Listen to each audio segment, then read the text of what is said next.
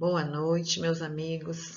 Juntos novamente hoje para o estudo do livro Os Mensageiros, que pelas mãos de Chico Xavier, André Luiz vem trazendo a sua vivência no plano espiritual. Interessante que é a parte dos estudos, do seu conhecimento, mas nós aqui eu tenho essa característica de trazer para o nosso dia a dia, para a nossa vida. Hoje o capítulo 30 e 31.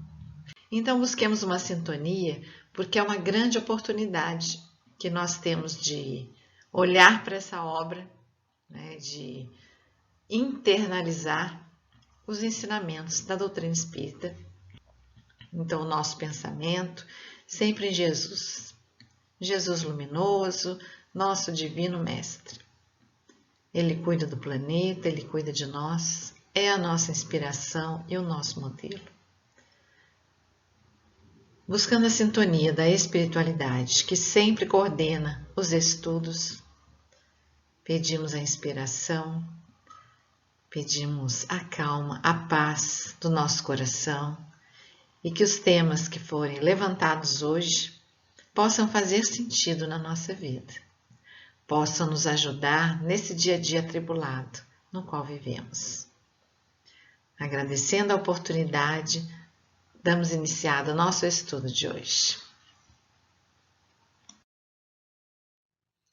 Este capítulo 30 e 31 é uma continuidade de capítulos anteriores. Se trata de uma vida social lá no plano espiritual.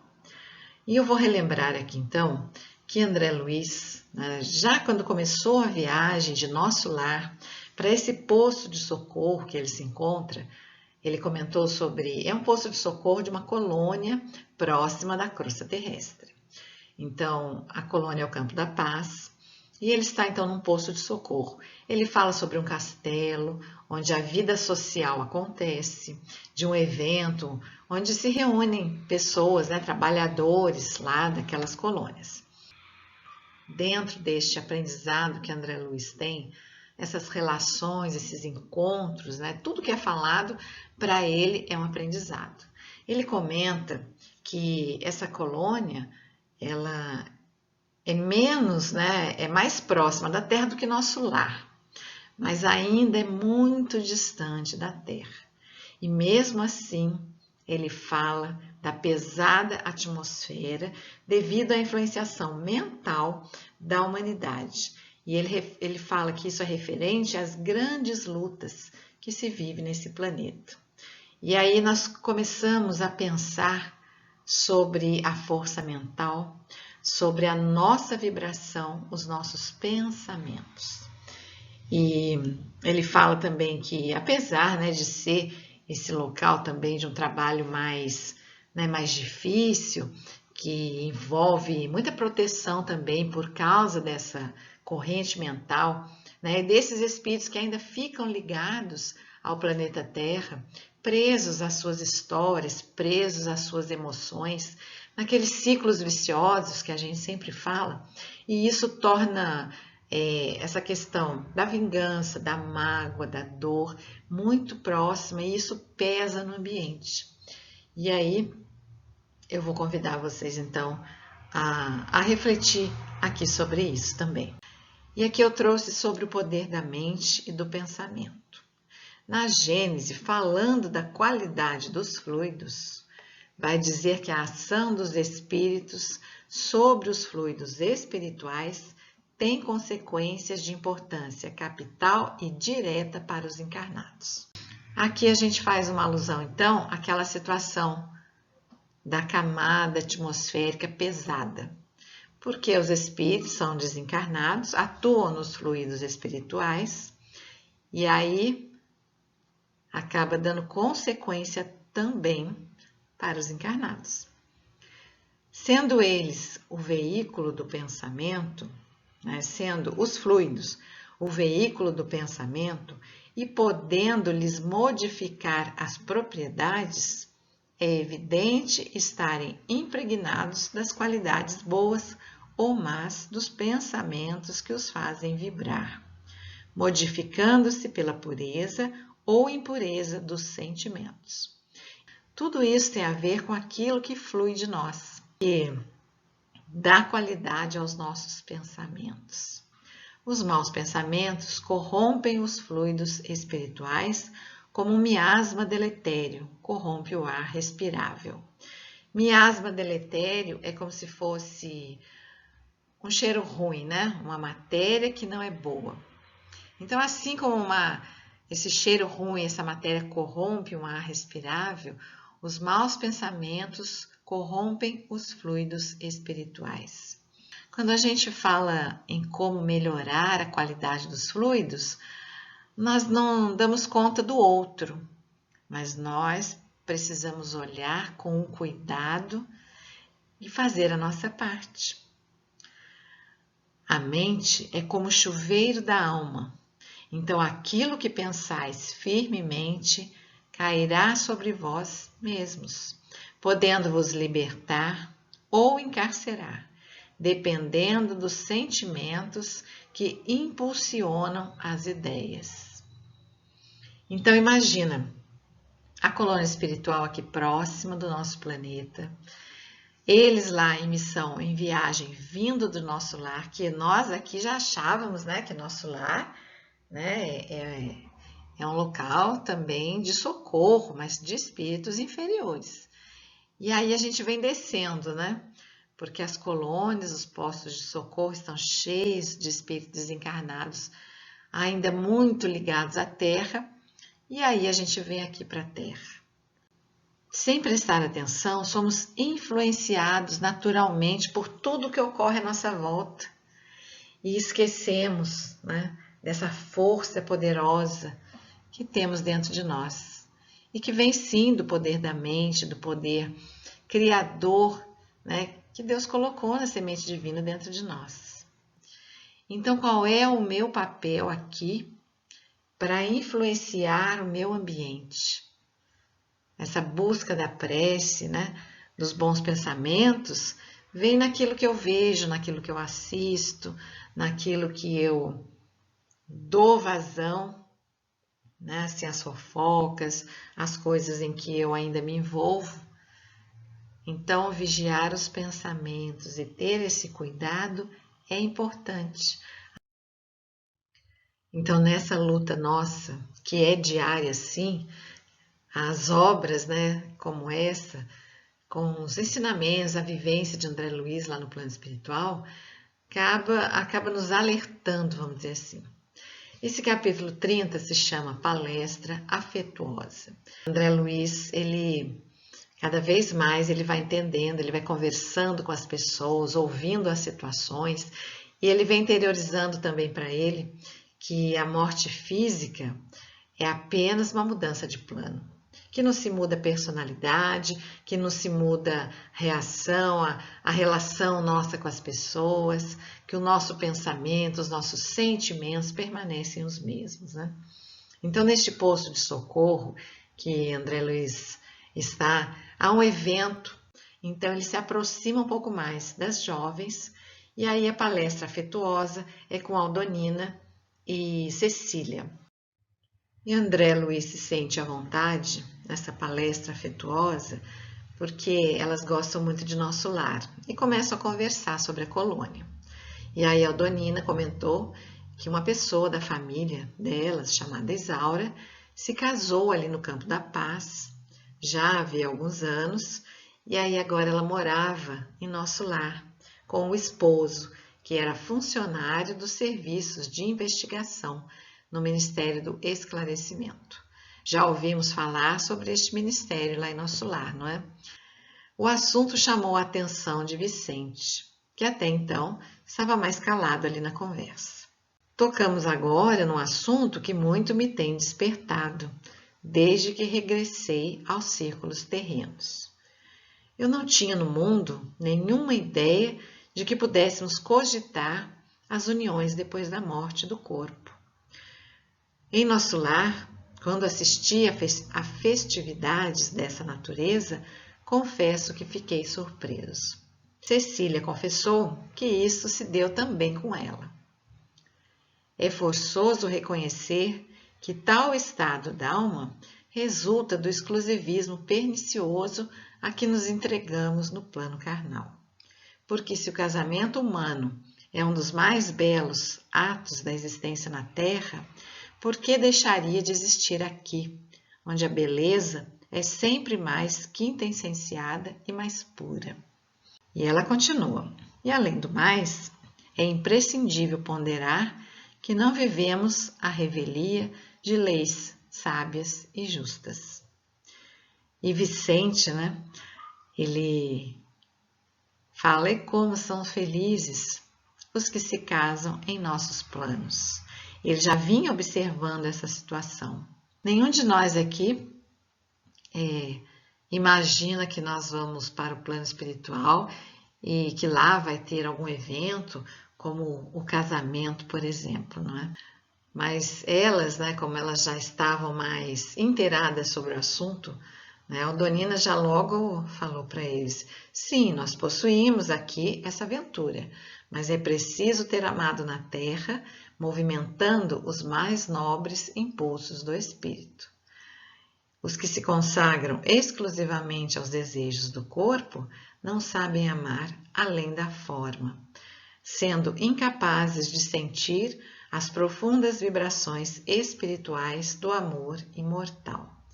Então é aquele amor que vai além da vida, a gente fala, E o sentimento é tão forte que lá no plano mesmo, nas colônias, os espíritos se unem. André logo fica curioso com alguma questão.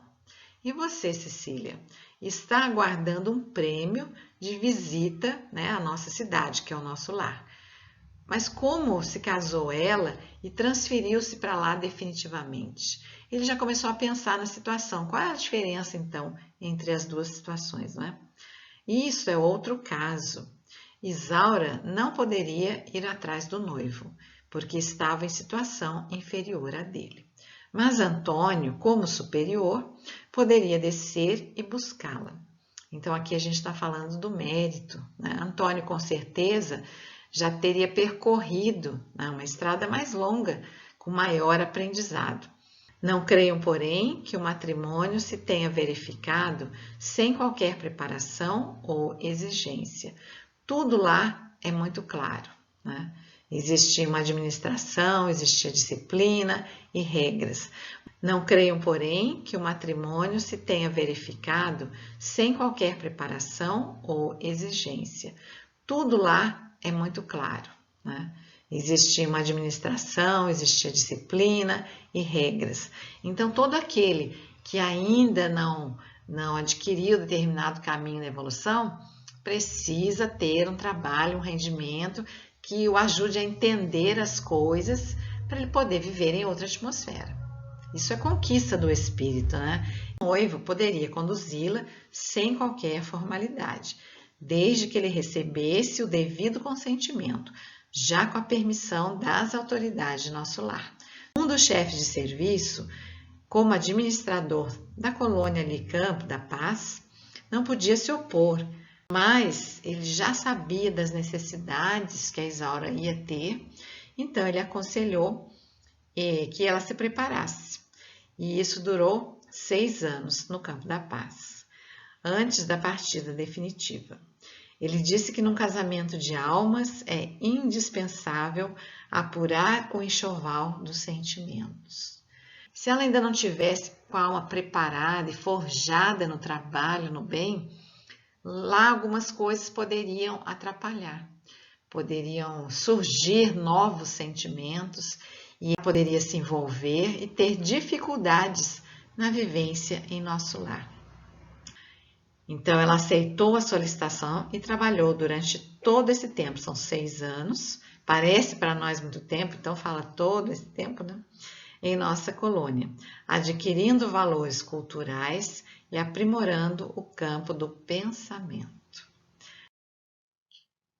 Essas colocações sobre o casamento no plano espiritual, sobre pensamento, sobre convivência e relacionamento, me lembrou de uma história que eu vi no livro Despertar do Espírito, o livro de Divaldo Franco, psicografia de Joana de Ângeles. Uma velha fábula conta que numa já remota era glacial, os porcos-espinhos sentiram-se ameaçados de destruição pelo frio que reinava em toda parte. Por instinto, uniram-se e conseguiram sobreviver, em razão do calor que irradiava. Não obstante, pelo fato de estarem muito próximos uns dos outros, passaram a ferir-se mutuamente, provocando reações inesperadas, quais o afastamento de alguns deles. Como consequência da decisão, todos aqueles que se encontravam distantes passaram a morrer por falta de calor.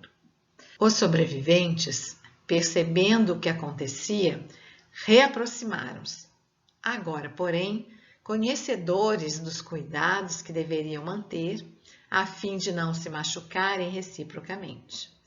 Graças a essa conclusão feliz, sobreviveram à terrível calamidade. Então, trata-se de uma excelente lição para uma boa convivência. A gente está falando de entender o relacionamento, de dar o espaço, não sufocar o outro. Então, olhar para o outro, as necessidades do outro, ir além de nós mesmos, trabalhando esse nosso egoísmo. Então, quando a gente olha com atenção, como a história aqui, né, passaram então a se relacionar, mas conhecedores dos cuidados que deveriam manter, a fim de não se machucarem. Não é ignorar e não é se esconder, mas é a atenção, o cuidado. E às vezes a sobrevivência de uma relação, né, está em respeitar mesmo a privacidade, respeitar os sentimentos, respeitar as conquistas e os prejuízos que acontecem e que fazem parte das nossas realidades, fazem parte da nossa vida, fazem parte do nosso eu também. Eu achei interessante e lembrei dessa história para trazer aqui para a gente. Falando, né, sobre ainda o casal, a Aldonina então conta que ela conseguiu visitar o casal em nosso lar por 15 dias. E ela fala dessa visita com encantamento.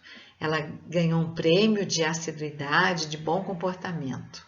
Para a gente ver a disciplina, a responsabilidade, o trabalho, tudo isso faz parte e é contínuo lá nos planos espirituais. E isso tudo para o aperfeiçoamento do espírito, né?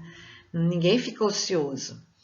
Ela se encantou quando ela conheceu o Bosque das Águas, o Salão da Arte Divina e o Campo da Prece Augusta. Ela destacou, porque isso daí fez sentido para ela, locais onde espíritos fazem suas preces e a atmosfera, o clima muda, o ambiente purificado faz um bem para a alma e ela ficou encantada com o nosso lar. André Luiz, então, na sua sempre curiosidade, ele fala, mas não tem vocês, em Campo da Paz, instituições semelhantes, templos de alegria abertos à juventude? Ah, sim, falou Cecília, como quem não desejava ser ingrata às bênçãos do Eterno. Muito nos dá o Senhor em nossa colônia. Entretanto, permanecemos na vizinhança dos irmãos encarnados. O quanto nós apegados à matéria, ainda permanecemos com esse pensamento de sofrimento, de dor, de depressão, de ansiedade. A nossa dificuldade influencia também lá no plano espiritual. As tempestades que nos atingem obrigam-nos a serviços constantes. Os quadros inferiores que nos cercam são profundamente dolorosos. Não recebemos influência superior com muita facilidade. Nossos trabalhos de comunicação e auxílio necessitam de muita gente educada no Evangelho para funcionar com eficiência. Ou seja, né, vivenciarmos, trazer o Evangelho para o nosso coração. E aqui lembramos do Evangelho no Lar, que tem a função de buscar uma sintonia, de melhorar o ambiente. E a pergunta é: será que compreendemos já que o Evangelho é uma bênção nas nossas casas, nas nossas vidas? Conversando então sobre os trabalhos, elas seguem contando para André Luiz que a colônia Campo da Paz foi instituída para socorro urgente. É um avançado centro de enfermagem, mas é rodeado de perigos, porque os irmãos, ignorantes, os infelizes, cercam, o esforço deles por todos os lados. E ela então diz que de 10 em 10 quilômetros, na vizinhança, há vários outros postos de socorro, como este em que eles estão. E todos são instituições de assistência fraternal e sentinelas ativas ao mesmo tempo. Então, há uma proteção, ao mesmo tempo que há uma assistência. Nosso governador, quando se agravam os serviços, costuma asseverar que estamos num campo de batalha, com a paz de Jesus. Imagem alguma define tão bem o nosso núcleo como esta. No exterior, o trabalho é rigoroso e incessante, mas dentro de nós existe uma tranquilidade que nós mesmos dificilmente podemos compreender. Isso é o apoio conjunto, o apoio do serviço, a espiritualidade que sempre acompanha. E André Luiz continua perguntando então sobre o trabalho, se ele acontece somente ali na cidade. E elas respondem que o trabalho é multiforme. O que seria isso, Eu e a Donina, por exemplo, temos grandes tarefas de assistência junto dos recém-encarnados. Nossa cidade prepara em média 15 a 20 reencarnações diárias e torna-se imprescindível assistir os companheiros ou tutelados, pelo menos no período infantil mais tenro, que compreende os primeiros 7 anos de existência carnal. Isso então quer dizer que o trabalho se executa lá, naquele plano, e aqui na Terra também, acompanhando as crianças. André Luiz, já pensando em como seria esse trânsito entre os planos, e ela já percebe e logo vai explicando que elas utilizam a faculdade da volitação, como se viessem voando, e que raramente encontram empecilhos vibratórios, e isso economiza o tempo. Elas explicam que somente os instrutores saem para o serviço sozinhos, e que todos os demais não saem a não ser em grupos, porque precisam de auxílio recíproco para a eficiência e também para o amparo magnético. No trabalho de assistência e na defesa de nós mesmos, não podemos dispensar a prática avançada e justa da cooperação sincera. Quando fala no trabalho da assistência e na defesa de nós mesmos, a gente lembra aqui dos trabalhos nas casas espíritas. Embora haja toda uma equipe, o grupo reunido numa boa vibração é ideal para que o ambiente ali, os trabalhos se desenvolvam e para que nós nos coloquemos da melhor forma para o trabalho também. Então não se dispensa a justa cooperação sincera. Todos buscamos essa harmonia do conjunto também para todo tipo de trabalho. E é assim também lá no plano espiritual. Neste capítulo, o que nos chama sempre a atenção é o pensamento. E elas falaram ali que a dificuldade lá é porque não tem aquele ministério da elevação. E falando em elevação, a gente pensa logo na prece. O capítulo 27 do Evangelho segundo o Espiritismo, pedi e obtereis. Pela prece obtém o homem o concurso dos bons espíritos, que acorrem a sustentá-lo em suas boas resoluções e a inspirar-lhe ideias sãs. Ele adquire desse modo a força moral necessária a vencer as dificuldades e volver ao caminho reto. Está no pensamento o poder da prece, que por nada depende, nem das palavras, nem do lugar, nem do momento em que seja feita. Pode-se, portanto, orar em toda parte e a qualquer hora, a sós ou em comum. A influência do lugar ou do tempo só se faz sentir nas circunstâncias que favoreçam o recolhimento.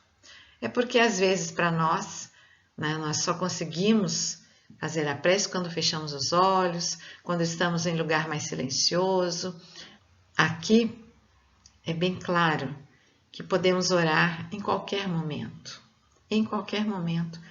Uma situação difícil está acontecendo, podemos entrar em pensamento de oração.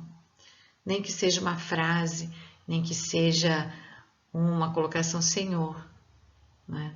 Olha por esses irmãos. Senhor, tem piedade de nós. Qualquer momento é momento para oração. Esse pedido nosso, desde que feito com o coração, ele com certeza é ouvido. Mesmo aqui, nunca estamos sem acolhimento, nunca estamos inacessíveis aos espíritos protetores. Iniciamos então o capítulo 31, que tem o título Cecília ao órgão.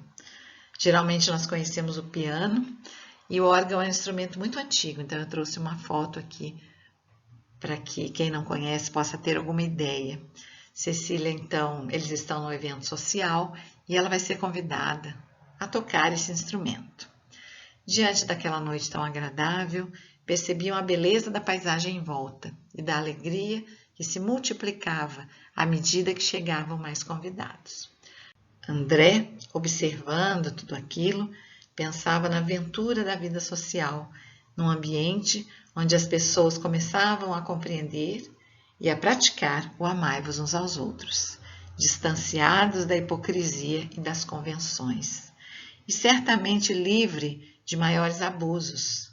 Nós vivemos eventos barulhentos, onde se abusa da comida, da bebida e acha que tudo muito, né, deixa extravasar muita coisa e a gente fica imaginando um ambiente totalmente diferenciado, onde a energia é mais sublimada, onde todos estão com o pensamento, com a mente voltada para a beleza, para a alegria sim, mas de uma outra forma, né? Cecília, aqui na narrativa, André Luiz até comenta que percebeu-se o belo local iluminado por luzes de um azul doce e brilhante, onde tocava uma música que embalava a alma. Então a gente imagina mais leveza, mais harmonia nesse ambiente, não é? Seguindo então para a sala de música, eles viram que havia um coro de 80 crianças. Parte das crianças tocavam e parte cantavam, executando uma harmoniosa peça, muito diferente das que conhecemos aqui na Terra. E é difícil até imaginar. Conhecemos algumas obras, belas obras que foram trazidas para nós, mas com certeza uma harmonia, um equilíbrio perfeito de sons, né? Aqui ele destaca, então, sobre as crianças. As crianças do posto são as nossas flores vivas.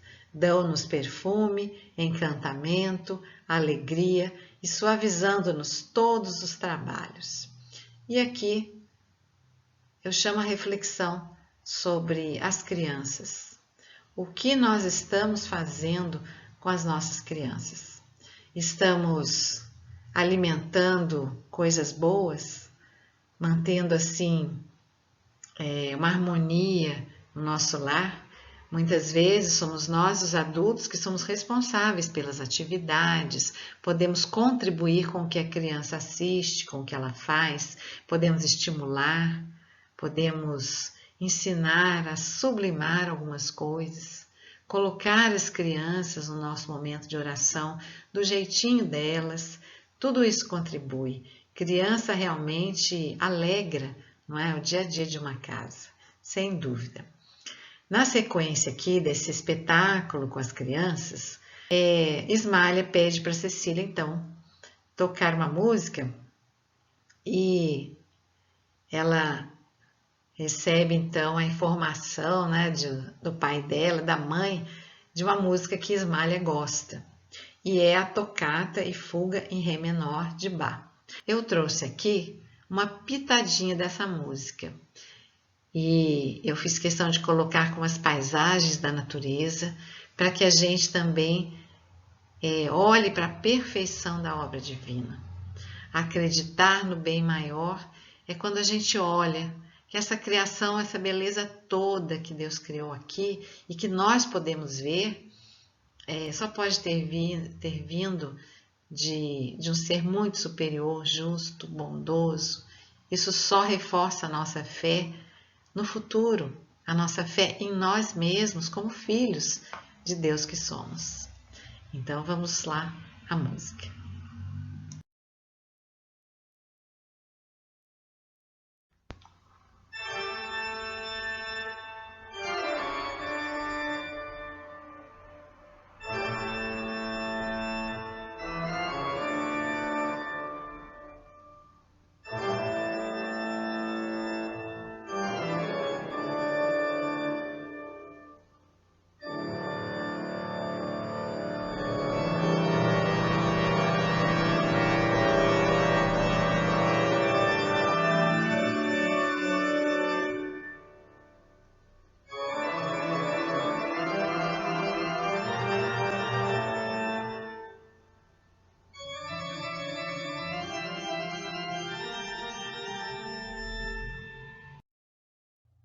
A música trouxe recordações doces e emocionou a todos, em especial ali, né, o Alfredo, a Ismália e o casal Bacelar. E a Ismália, na sequência, pede para Cecília uma outra execução, só que dessa vez alguma coisa que seja do coração de Cecília. E aí, de uma forma misteriosa e comovedora, ela ainda toca promovendo mais comoção geral. André Luiz, aqui no livro, ele diz que ele não lembra, né, que ele não conseguia lembrar de tudo que foi falado na música de Cecília, mas nesse capítulo ele traz alguns versos. Então diz assim: guardei para os teus olhos as estrelas brilhantes do céu calmo, guardei para a tua alma todos os lírios puros dos caminhos. Amado meu, como é longa a viagem entre escolhos. Neste oceano imenso da saudade, ao sublime luar da eternidade. Em vão, a fada esperança acende a luz dentro de mim. Por que te foste ao mundo assim? Volta, amado. Ainda mesmo que as tuas mãos estejam frias e que teus pés sangrem de dor, trago comigo o bálsamo, a ternura. Volte a mim. Vem respirar de novo no jardim da imortal união. Curarei tuas chagas de amargura. Dar-te-ei o roteiro para a estrada. Amarei os que amas, para que me abençoes com teu sorriso. Volta, amado, esquece a dor e a sombra do passado. Volta de novo ao nosso paraíso. E aqui a gente vê, né, meio que uma tristeza, meio que uma dor, meio que uma saudade. Ela quase que conta uma história, a história que ela viveu com um ser amado e que ele não está junto dela neste momento. E a gente vê que ela ali está trabalhando, ela tem uma outra compreensão, mas que a busca dela, né, o encontro dela com esse amado ainda vai acontecer em algum momento.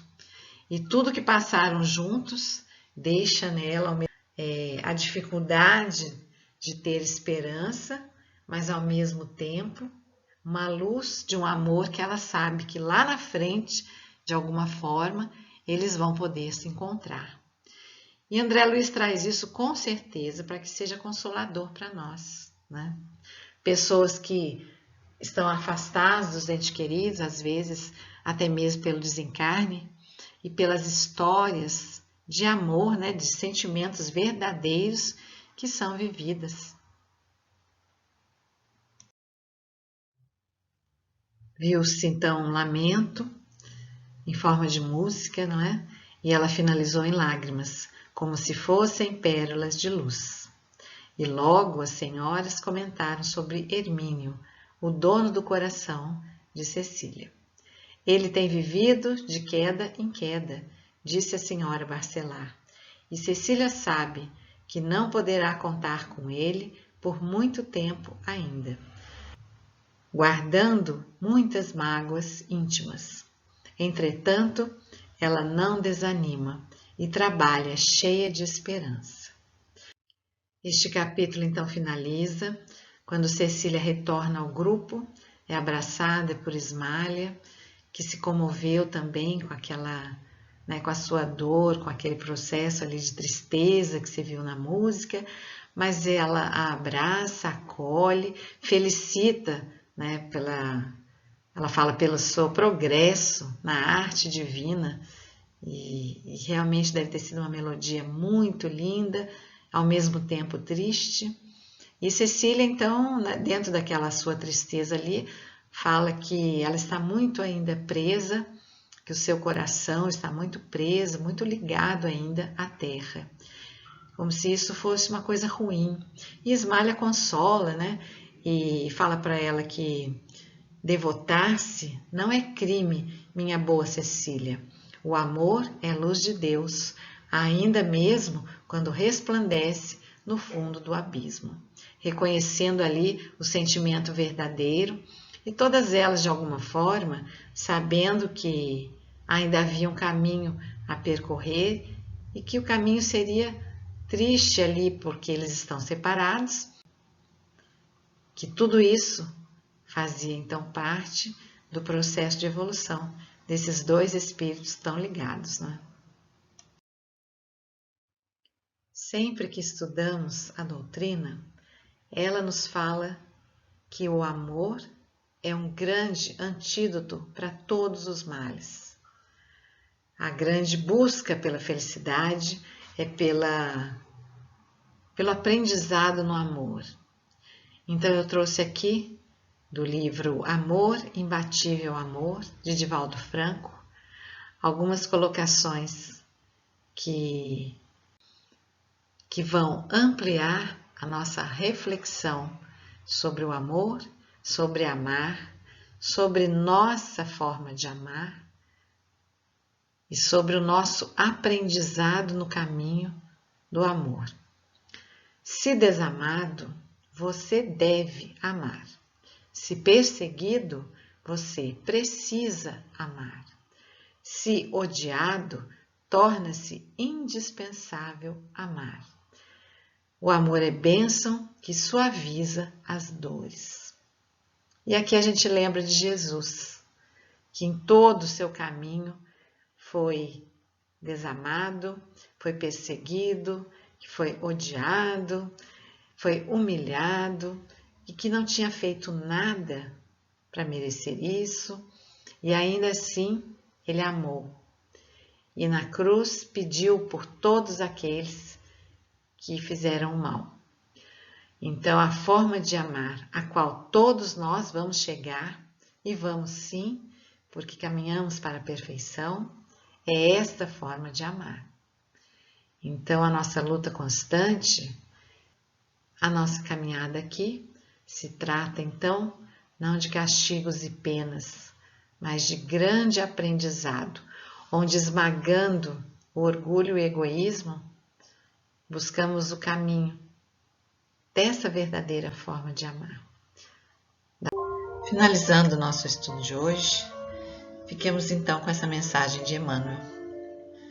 Senhor, ensina-nos a orar sem esquecer o trabalho, a dar sem olhar a quem, a servir sem perguntar até quando, a sofrer sem magoar seja quem for, a progredir sem perder a simplicidade, a semear o bem sem pensar nos resultados, a desculpar sem condições, a falar sem ferir e auxilia-nos, sobretudo, a reconhecer que a nossa felicidade mais alta será aquela de cumprir-te os desígnios hoje, agora e sempre.